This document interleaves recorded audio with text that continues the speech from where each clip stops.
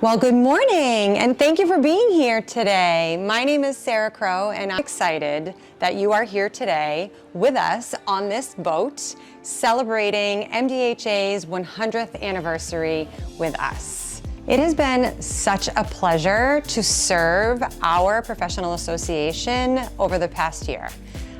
The tenure moved very, very quickly, and I can say with the utmost gratitude, thank you, it has been an honor. Now, I would like to honor some of the past presidents of our professional association. So, please welcome our past presidents.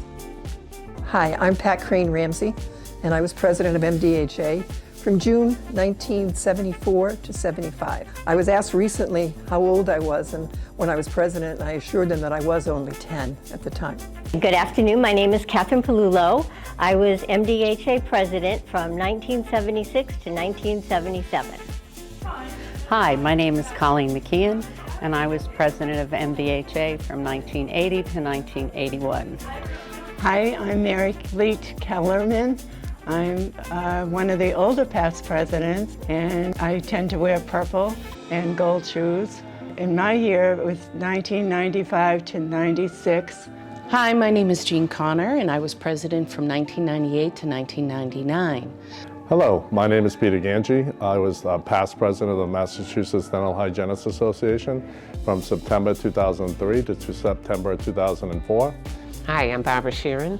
I was president of the Massachusetts Dental Hygiene Association from 2007 to 2008. Hi, I'm E. Jane Crocker, and I was the president of MDHA 2 times, once from 2009 to 2010, and then 2013 to 2015. Hi, I'm Nancy Browning, and I was president of MDHA from the years 2012 to 2013. Hi, my name is Paula Morrison, and I served as the MDHA president from 2015 to 2017. Hi, everyone. My name is Lisa Laspina. I was MDHA president from 2017 to 2018. Hello, my name's Kate Soule, and I was president of Massachusetts Dental Hygienists Association from 2018 to 2019. Hi, my name's Pam Lacerte. I was the president during the 2019-2020 term.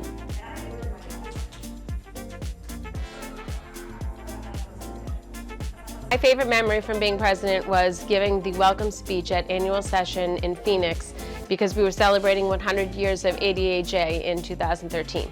My proudest accomplishment, I believe, would be that I was a good mentor to other leaders, and also I helped to redesign the website. I was an integral part of that, and thanks to our web designer and MDHA editor, it's full of lots of wonderful information. Began to interact with the Dental Society and with dental schools and other professionals and the legislator. That year that I was president, we had our first male delegate at the ADHA, and he was from Massachusetts, Jim Nee. It was the only year that I ever got my face on the ADHA Journal because I made sure that Jim sat next to me, and I was sure that first male was going to make the cover. I don't think I even made the cover when I was president of ADHA. It was quite a year that year, as when I became president, we started working extremely hard to get the public health dental hygiene bill passed. So we testified on Capitol, and we pushed really hard to get the bill passed so that hygienists could be and serve the public. During my presidency, I was most proud of making a change with the charter agreements. We took our components and changed them from 11 components to 7 local components. As I was asked to be, by Governor Cellucci, to be on a commission to study the oral health and represent MDHA on the oral health status of the population of the Commonwealth. It was a great committee to be on, giving everyone in all of the different assets of dental hygiene, public health, dentistry, all of them come together and look at what can we do for the accomplishments of getting better oral health to the people of the Commonwealth. It was the first time that the Massachusetts Dental Society and the Dental Hygienists Association got together to discuss what is a simple practice that we do every day is local anesthesia. But at the time, the bill was starting to go through, and we formulated a committee that reviewed what both felt comfortable with and gave our recommendations to the Board of Registration in Dentistry. Besides being historian, I'm the event chair now that I call semi-retired. I've been celebrating with everybody. October is National Dental Hygiene Month, and every year for probably the last 15, I've been running an event in October to celebrate being a dental hygienist. Had people visit various sites in Massachusetts, some museums. My most proud moments during my tenure as president would be to really provide an accountable relationship with our lobbying firm. So it was fabulous that we were able to provide oral reports to the Board of Trustees meetings and quarterly reports directly from our lobbying group. So that has been fabulous. Really loved going to Lobby Day and seeing dental hygienists in the audience and seeing students from all the schools. And we were all striving for the same goal. And that was in regards to the particular bill that was on the table, but also striving for quality patient care. There are actually two memories that come to my mind regarding my MDHA presidency.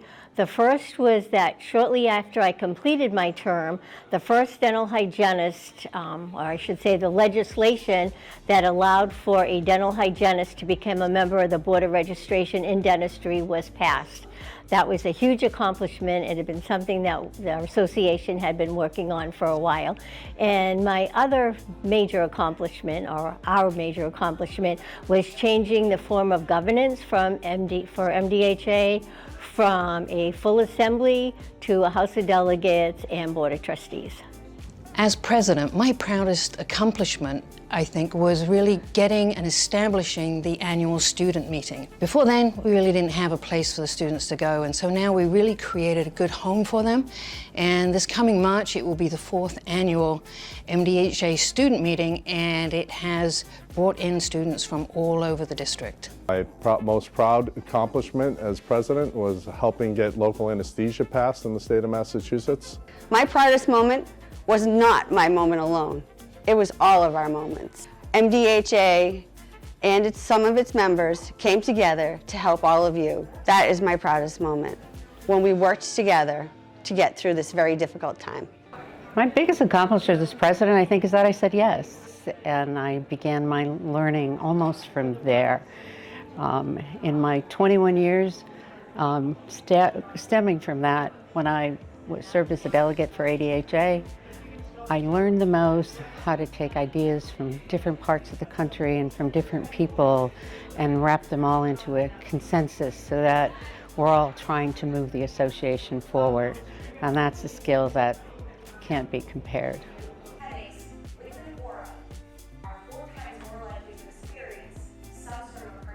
My advice for future presidents would be to share that passion and enjoy your time as a president. Advice what I give to future presidents would be to delegate, get as much assistance in doing the job as possible. I believe I've gotten so much more back from all of the mentoring and colleagues and networking that it provided me opportunities outside the operatory. So I'm very passionate about all of my students joining and becoming and staying active my whole career. Advice for future leaders would be to be a sponge. We're surrounded by potential mentors. As working with MDHA and then later when I was president of ADHA, I really felt like I got to be with the movers and shakers of dental hygiene, dentistry, and healthcare. And I learned so much from so many of these people. Of course, some of the things you walk away with is that you're never going to do that. And that's learning something. There are so many people out there that you can learn from, so be a sponge. You have to have an interest in the future in long-range planning, whether it's called long-range planning, strategic planning, or whatever the catchphrase is in the current era for looking to the future. Many years ago, when I first got involved with ADHA committee work, I worked with a hygienist from North Carolina who taught me something that I've remembered all through my life, that you have to look to the future with your feet planted in reality. So you may think it's a wonderful idea, but you have to think about what do you have to do and how you're going to get there and who's going to do it. And maybe it's just not the right time. What would I say to the presidents of the future? I would tell them, sit back for a moment, take it all in, and think about what you're going to say before you say it. Listen to everyone. I'm also a historian, and I happen to have this bulletin from when I was president, and I spoke then about being a member, and I feel it helped me be what I call my best dental hygiene self. Advice for future presidents: I got here because I started as a student delegate. I was president of Massachusetts. I was also president of ADHA, and I think that mentorship is probably the biggest thing. Don't think that people are going to know what to do. Go up and ask them. We say it all the time. And my mother always gave me advice.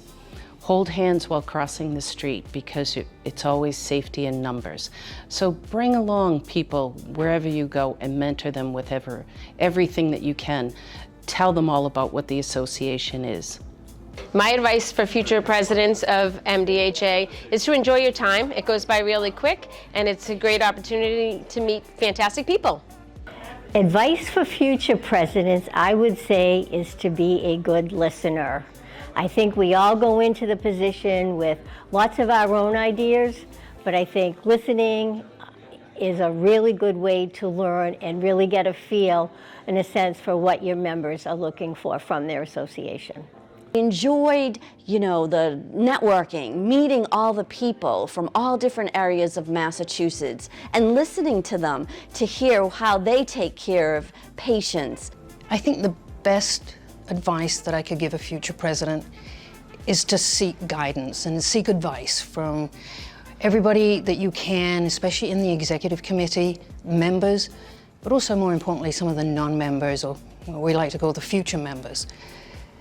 And seek that advice, but also I think you have to be still and sit down, and you also have to be able to listen. Align your passion with your purpose, always be transparent. That's what makes people trust you to lead. My advice to future presidents: be yourself and take all the counsel you can from people who came before you, from other people on the board. Work on that consensus building, and the most important thing is that any personal differences stay out of the boardroom, and everything is to move the association and the profession of dental hygiene forward. This one is for the upcoming president. So, Amanda, this one's for you. I am so proud of you, and you've already begun to display the incredible leadership skills that are required to lead an association. And I want to remind you to stick by your guns no matter the consequences. I am so proud of you.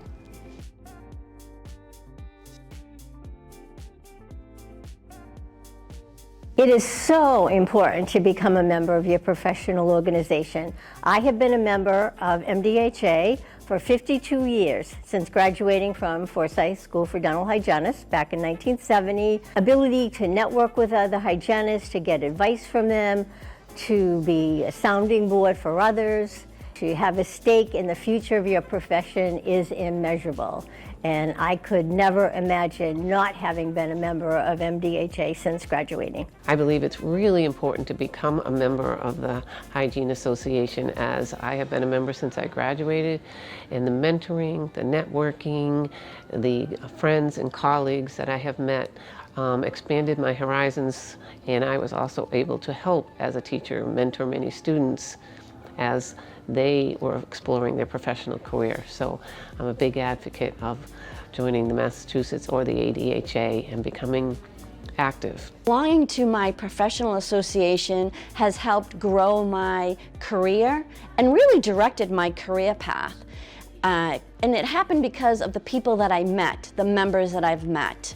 We all have the same goal, which is really to grow the profession and help patients. And the reason you should be a member of MDHA is to have a say and a voice in the future of your profession, whether it be expanding practices, scope of practice settings, or increasing wages, etc.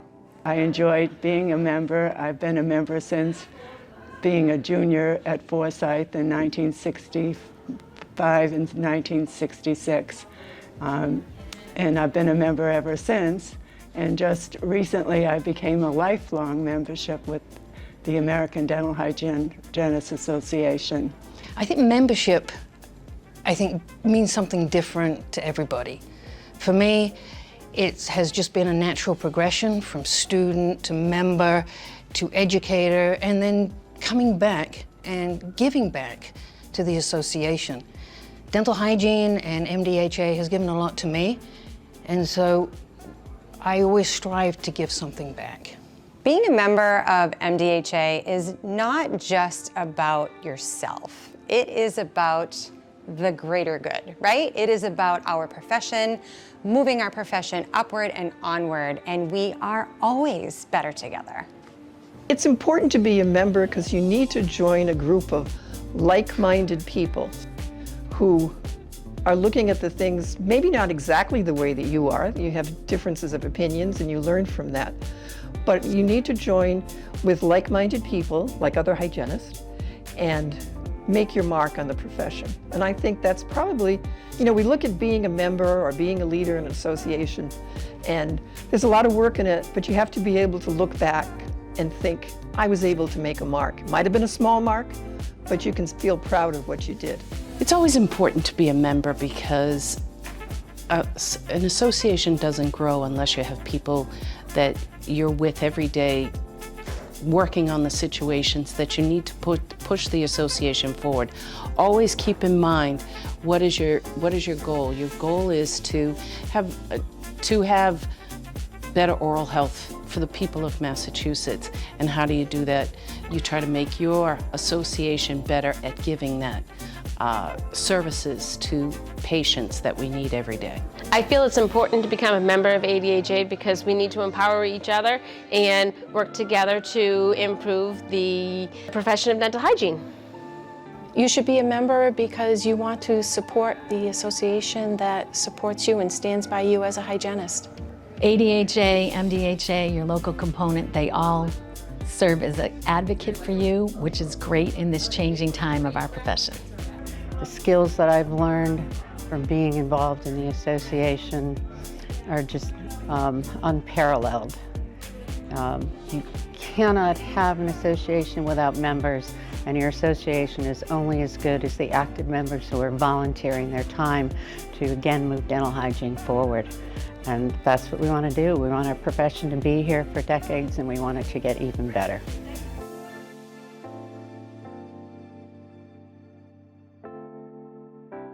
Thank you so much. I hope you enjoy your trip, your cruise, and today.